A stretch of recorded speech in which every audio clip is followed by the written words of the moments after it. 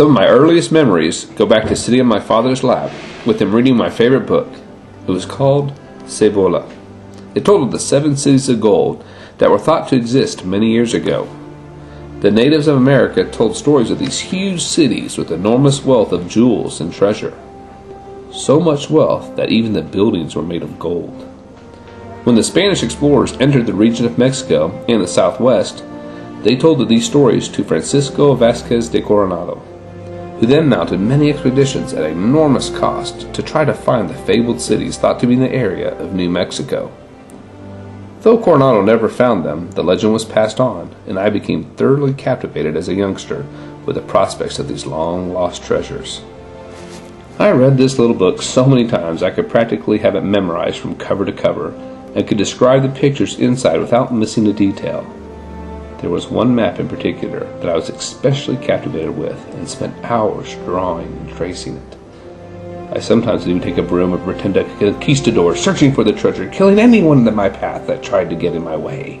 My fascination as a child didn't die there. It extended into my teen years.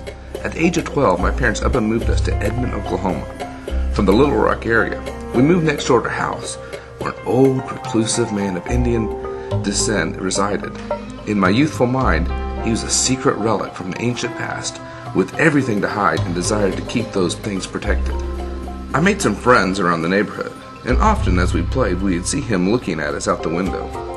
We would then run home and wonder why he did this, and begin to worry if our scalps were safe on their heads.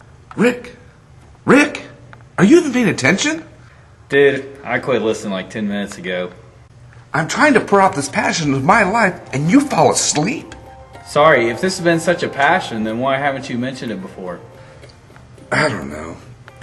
I guess it's kind of embarrassing telling people that you're chasing down a treasure that no one else believes exists.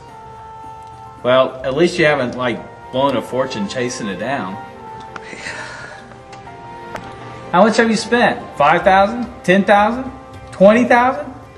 You spent $20,000 on it, and people think I'm dumb. Believe me, you are, although it's more like 25,000. Hey there, Elaine. It's not quite over. What? You told me you were done.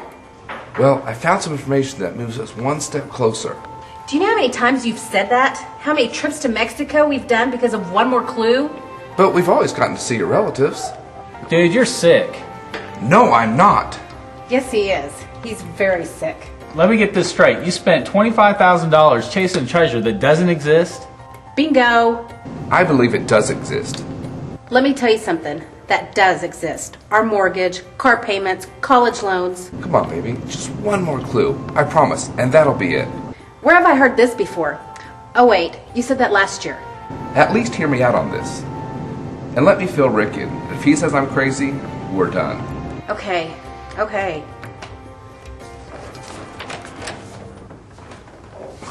Where was I in the story? Oh, yeah. Growing up, there was this old Indian that lived next door. One day I was throwing the football into the air and catching it.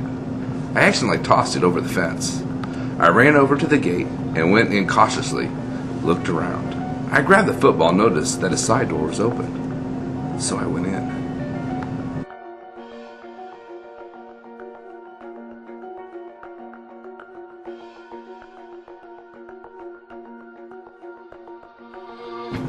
There were all sorts of typical garbage stuff around, plus some Indian relics. Then I saw it. I couldn't believe my eyes. It was the same map I had seen in that kid's book, and I took it in my hands. I was mesmerized by the leather map and stared at it wide-eyed and mouth gaping. Suddenly, I heard something from inside and looked over to see the silhouette of the Indian, and I froze. I ran out of the garage as quickly as I could and never went over there again. I see you're paying attention now. What is all this stuff? It's all pieces to this puzzle I'm trying to pull together. The book's in Spanish, old territorial maps and histories of more than a dozen Indian tribes from the Southwest. Dude, you're weirder than I even thought possible. All this came from an obsession when you were 6? Most guys buy bigger trucks or newer golf clubs. But just think, what if the legend is true? I'll be richer than... Bill Gates? Well, probably not that rich, but richer than you. Anyway, here it is.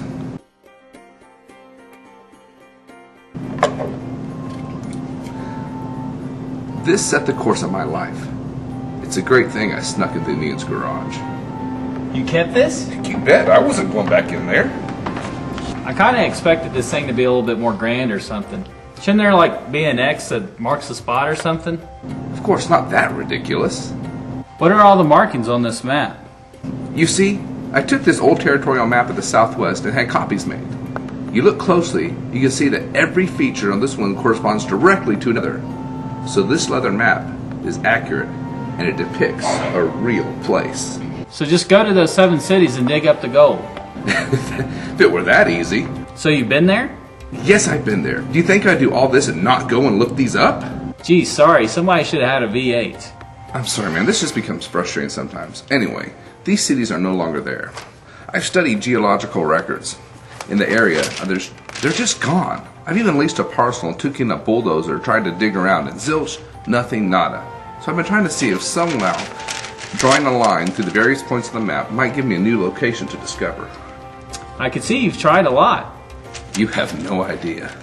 Many of my trips to Mexico have been to figure out a new way of interpreting this information. If only I could get it right. What in the world are you doing? Making a hand turkey.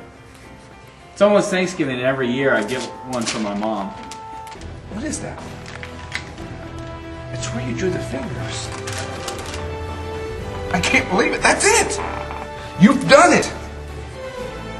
I think you solved the mystery. They're not points in a line, but they're the inside points of a polygonomic shape. Like a star or something. You're amazing. I could kiss you right now. Don't even think about it. Look.